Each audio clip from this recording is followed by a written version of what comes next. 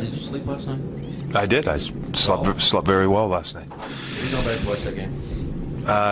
Just starting to sit down right now to watch it. You speak to. There were comments from Pittsburgh at the end of Game 3 that they felt like your inexperience showed in that game. Did you grow up in the span of 2 days, or how differently did you handle being down 3-0 last night? Was it a lesson learned, or was it not inexperienced? I think going back to Game 3, somebody asked me about the leads and what is it, and you always have to give some credit to your opposition and who you're playing, and it's not 100% us in Game 3. And I don't think it was 100% them. They had their moments where they put pressure on you and create some turnovers and put you in tough spots. So some of it was based off of them and what they were doing, but some of it is just based off of maybe a little bit of experience in the moments. And the more that we can get ourselves in these moments, the more it pays off. Whether it's later on in this series, or if we're lucky enough to win this series, it may help you in the next series or as you move on in the playoffs. But that's part of, again, being a young team and maturing. You got to get yourself in as many moments as you can, whether it's regular season playing in big games, whether it's playoffs playing in big games. That's how you grow. End of the third period, 35 seconds left or so, and Crosby's going down chasing the puck. What are your thoughts at that point? You know what? I honestly don't remember that point. There are certain things I do remember about the game. I don't recall Crosby chasing the puck down. Obviously, he did. I'll take your word for that. But I think there are other things that happened probably afterwards that I remember a little bit more than Crosby chasing the puck down the ice. Todd, do you think you'll have Tootin or Murray at all the remainder of the series?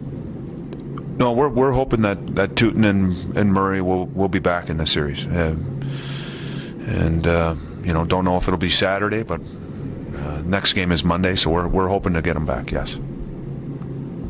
Todd, if I were an outsider who hadn't watched the games and seeing 7 goals scored tonight, I know what I would think about the goaltending. But as someone who has lived through it, what has the goaltending been like in this series? I think the goaltending's been, what you expect it to be. You got 2 very good goaltenders. It's not that they're perfect, either one, but they're no different than any other player out on the ice. They're going to make mistakes, and unfortunately, when goaltenders make mistakes, it's right there in front of you, because usually the puck is going in the net. And the goaltenders are usually the ones that are bailing out a lot of the players out of their mistakes, and maybe those mistakes aren't as front and center. And you're able to forget those because the goalie makes a save. But when the goalie makes a mistake, it ends up in the net. But I think you go back and you look at the games and how the goaltenders have played. I think it's been a good battle between those two. Todd, you had twice as many shots on goal last night as you did in Game 3. I'm not just saying that 46 shots you get necessarily attainable, but how do you get maybe closer to that number than you do to 20 in Game 5? How did we? No, just how do you in Game 5 now? How do you kind of get back toward that 46 mark and not around 20 now? Stay out of the box. First and foremost, penalties, and I'm sure they're probably saying the same thing today.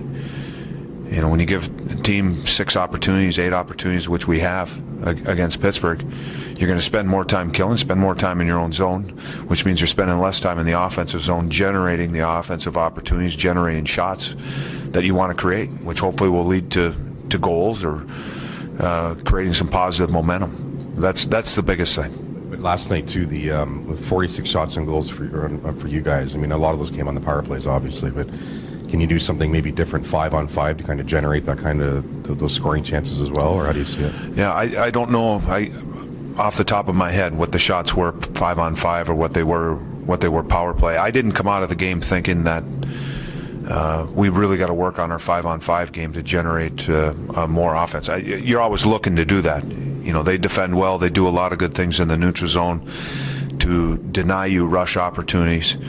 And it turns into that grind game, which we like.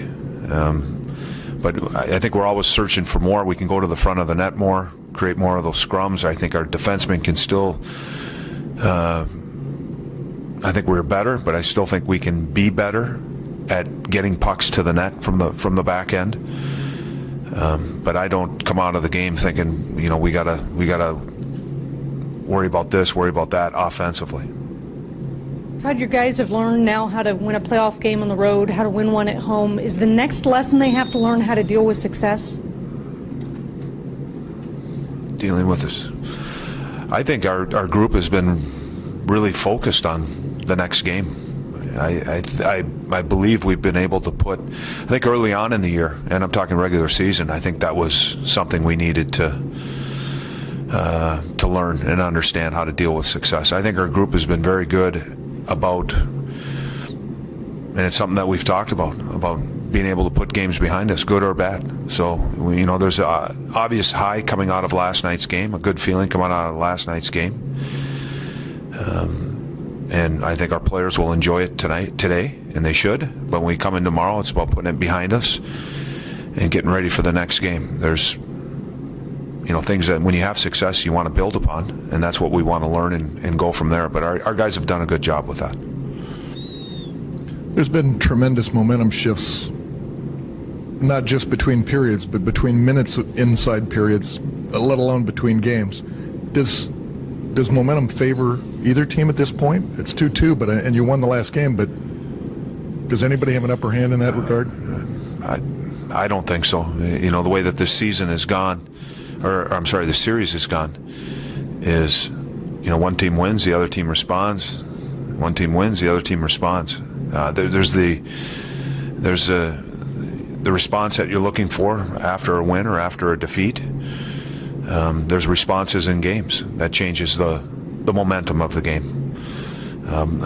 Particular plays, power plays. We got a lot of our momentum last night off of our power play. We scored 2 big goals. If Boone doesn't score there in the first, who knows what the outcome is? And what that did is it gave, our fans were great. I said it last night, they were great. And when you go back and, again, things that you do remember about the game, I do remember being down 3-0 and our fans staying into the game. And then we scored the goal, and again, you could feel the life start to build from there, and that gave us life. So it was a big power play there. And then the second period, again, scoring a big power play goal, and that gave our fans hope, and I think that gave us hope. But that was a big momentum swing in the game. Todd, for those of us that have been here from the beginning, we know what we have in Columbus, but now, to the casual fan, and a lot of people are seeing the Columbus Blue Jackets take on the mighty Pittsburgh Penguins. The national perception of the Penguins and getting the Jackets getting some great publicity. You're high up in the Sports Center shows now. Nick was #1 on the top 10 plays. What does that mean to get the word out about the Blue Jackets? And this isn't just a bottom seller team that people think about. The national perception of the Jackets. It's something that has to be worked at. It doesn't happen overnight. I don't think it can happen overnight. The natural growth of anything, to me, is a process. And you had to start somewhere. I think this organization has started somewhere, and it's growing, it's building. I'll tell you what, this arena, this building, we were just talking about this morning as coaches. Craig Hartsburg was talking about, he played in the old Chicago Stadium and how great that building was to play and how loud it could get. And it's been a while for Craig, but he comes in here last night and he talks about how this building was. And that's all, to me, part of it. And that's what makes it great is, again, the struggles are what makes you're able to enjoy the success more, having gone through the struggles. And I know there's been struggles here. The fans have been great because they've stuck through it. There's been players here that have been through it. There's been people in management and staff that have been through it. And that's what makes this process great. And it is nice now that again, through the success, that's the only way you're going to get some credibility, and you're going to start getting some acknowledgement but you have to win, and you have to do it the right way. You coached in San Jose, which is one of the loudest buildings in the league. Was this as loud as you've heard a building? Yes. It's even louder? San Jose was loud, and I think this building was louder. And again, for me, it was one of those moments again. I think it might have been a timeout where I was scanning the crowd again. Just, again, seeing the excitement in the stands by our fans. And probably nervous and, anticipation, all of those adjectives. You could see it all. Have you ever instructed your goalie, or would you instruct your goalie when you've got the lead in the last minute to never leave the crease to play? I've never said that to a goalie. It does come down to game management and understanding. But again, you can learn a lot by watching situations. There were a couple former Jackets shown on the video board last night. I just wonder if any of them have stopped in, popped their head in, and reflected on what your success has meant to them. No, none of them have. How hard is it as a coach to know how many minutes is too many for Jack Johnson? Because, there has to be a ceiling somewhere, right? I don't think there is. I think Jack's ceiling is outside somewhere. It is impressive. And there was a shift in the second period. They had the power play, and I think we spent pretty much the whole 2 minutes in our own zone. Maybe it wasn't quite 2 minutes, but we had a chance for a rush to go the other way. And he shot out of the defensive zone like he had just gotten out onto the ice. So it is impressive, the minutes that he's able to log. His shift length, if he does get caught out, he still seems to have energy.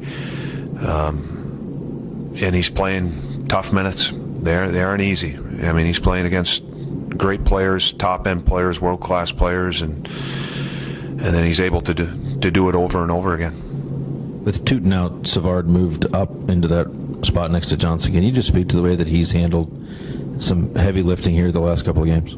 I've been impressed with, really, David. He's deceptively strong and powerful. I think, and maybe it's just that I haven't seen enough of his game to see more of that. You watch Jack Johnson play, and you've seen him enough. You understand that there's a lot of power there. But Savvy can play a heavy game too. And again, when you're paired with Jack, you're going to get those types of shifts and those minutes where you're going to have to be big and strong in the corners and go in the corners hard in front of the net. And he's done that. He's been a guy this year that success-wise for our team. A guy that at the start of training camp you're wondering if he's going to be on the team or not, has stepped in and really proven this year. And he still has a long ways to go in his career. And he's probably going to have to, again, prove it again next year, just being a young guy. But he's proved this year that he can be a really good NHL player. Thanks.